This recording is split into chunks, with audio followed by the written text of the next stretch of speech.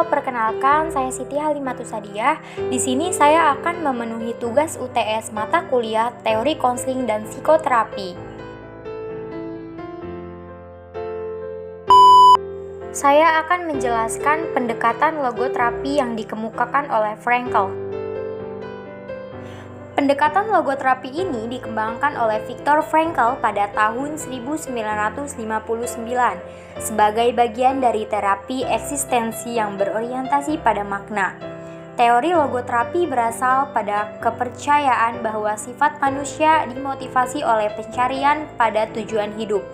Hal ini berdasarkan pengalaman Frankl pada saat itu menjadi tahanan pada masa Nazi. Menurut Frankl, logoterapi melihat optimisme sebagai sumber kekuatan dan mendorong pendekatan positif untuk menghadapi masalah hidup. Hal ini menunjukkan bahwa dalam kesulitan atau kesulitan apapun, orang masih dapat menarik sisi positif dan makna baik dari tersebut dan masih ada harapan dalam kegagalan. Graeber menyatakan dalam kajiannya bahwa logoterapi menggunakan kekuatan pikiran manusia untuk mengatasi kesulitan-kesulitan yang muncul setelah manusia menderita dalam masalah apapun. Logoterapi di sisi lain memberi orang kemampuan untuk secara kreatif mengubah aspek negatif kehidupan menjadi aspek yang positif. Logoterapi membimbing klien untuk mencari alternatif masalah sehingga klien dapat menerima dan menyelesaikan masalahnya. Jadi, pendekatan logoterapi ini mempunyai 3 konsep utama yang menjadi landasan filosofinya, yaitu kebebasan berkeinginan, keinginan akan makna, dan makna hidup. Kebebasan berkeinginan, the freedom of will. Kita mampu mempertahankan meskipun dalam saat-saat yang gelap. Suatu sisa kebebasan spiritual, suatu potongan kebebasan. Menurut Frankl, manusia dapat kehilangan segala sesuatu yang dihargainya kecuali kebebasan manusia yang sangat fundamental. Kebebasan untuk memilih suatu sikap atau cara bereaksi terhadap nasib kita. Kebebasan untuk memilih cara kita sendiri. Apa yang berarti dalam eksistensi manusia bukan semata-mata nasib yang menantikan kita, tetapi cara bagaimana kita menerima nasib itu. Makna atau arti dapat ditemukan dalam semua situasi, termasuk penderitaan dan kematian. Hidup adalah menderita, tetapi untuk menemukan suatu arti dalam penderitaan seseorang ialah tetap hidup. Manusia mempunyai peranan yang sangat penting dalam tiap pengambilan keputusan yang menyangkut nasib kehidupan mereka. Meskipun kita dulu tidak ada pilihan untuk dilahirkan atau tidak, cara kita hidup dan menjadi apa kita ini merupakan hasil pilihan-pilihan yang kita tentukan. Dalam logoterapi diterangkan bahwa manusia mempunyai kebebasan yang terikat dengan keterbatasan, karena manusia adalah makhluk yang serba terbatas. Dan yang menjadi keterbatasan itu adalah, yang pertama, kebebasan manusia bukan merupakan kebebasan dari kondisi seperti biologis, psikologis, dan sosiologis, melainkan kebebasan yang menentukan sikap terhadap kondisi-kondisi tersebut. Manusia tidak sepenuhnya dikondisikan dan dipengaruhi. Manusia bisa menentukan sendiri apakah dia akan menyerah atau mengatasi kondisi-kondisi yang dialaminya. Manusia bukan seperti mesin yang hanya sekedar hidup dan berjalan. Di sini manusia benar-benar mempunyai kontrol penuh tentang apa yang seharusnya mereka pilih dan mereka abaikan. Inilah yang nantinya menjadikan manusia disebut sebagai the self-determining being, yang menunjukkan bahwa manusia memiliki kebebasan untuk menentukan apa yang dianggap penting dan baik bagi dirinya. Jadi, kebebasan harus disertai dengan tanggung jawab responsibility. Tanpa adanya tanggung jawab yang mendampingi jalannya kebebasan, maka manusia akan bertindak secara sewenang-wenang.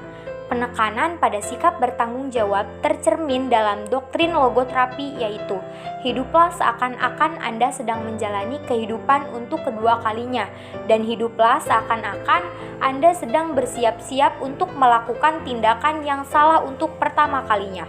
Pernyataan ini menegaskan tentang keoptimisan dan berpikir positif. Nah, dari penjelasan tersebut dapat disederhanakan bahwa pendekatan logoterapi untuk hidup bermakna, the will to meaning, atau melatih kemampuan klien untuk dapat mengambil hikmah dari masalah yang sedang dialaminya, merupakan pendekatan yang mengarahkan klien untuk dapat berpandangan bahwa makna hidup, the meaning of life, dan hasrat untuk hidup bermakna, the will to meaning, atau melatih kemampuan klien untuk dapat mengambil hikmah dari masalah yang sedang dialaminya. Selanjutnya, teknik-teknik dan prosedur terapeutik pendekatan logoterapi. Yang pertama ada persuasif. Salah satu teknik yang digunakan dalam logoterapi adalah teknik persuasif, yaitu membantu klien untuk mengambil sikap yang lebih konstruktif dalam menghadapi kesulitannya, yang dapat digambarkan dengan contoh masalah. Ada seorang klien yang selalu gugup ketika bergaul dengan banyak orang disuruh untuk menginginkan kegugupan itu. Artinya, bukan menghindari, tetapi klien harus melakukan hal yang ditakutinya tersebut, yaitu klien harus terus mencoba berteman atau bergaul dengan banyak orang.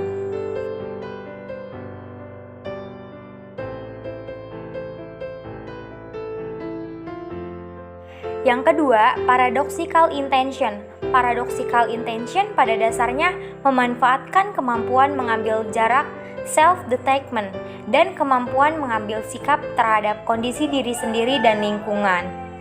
Paradoxical intention ini cocok untuk pengobatan jangka pendek klien yang mengalami kecemasan dalam menyelesaikan tugas akhir atau ketidakmampuan dalam menyelesaikan tugas akhir, sehingga klien tidak mau menemui pembimbingnya, selalu menghindari pertemuan dengan pembimbingnya. Dengan teknik paradoxical intention ini, kalian diajak untuk berhenti melawan, tetapi mencoba untuk bercanda tentang gejala yang ada pada mereka. Ternyata hasilnya adalah gejala tersebut akan berkurang dan menghilang. Klien diminta untuk berpikir atau membayangkan hal-hal yang tidak menyenangkan, menakutkan, atau memalukan baginya. Dengan cara ini, klien mengembangkan kemampuan untuk melawan ketakutannya, seperti yang terdapat juga dalam terapi perilaku behavior terapi. Yang ketiga, the reflection. Teknik logoterapi lain adalah the reflection, yaitu memanfaatkan kemampuan transendensi diri, self-transcendence, yang dimiliki setiap manusia dewasa. Setiap manusia dewasa memiliki kemampuan untuk membebaskan diri dan tidak lagi memperhatikan kondisi yang tidak nyaman, tetapi mampu mengalihkan dan mencurahkan perhatiannya kepada hal-hal yang positif dan bermanfaat. Thanks for watching.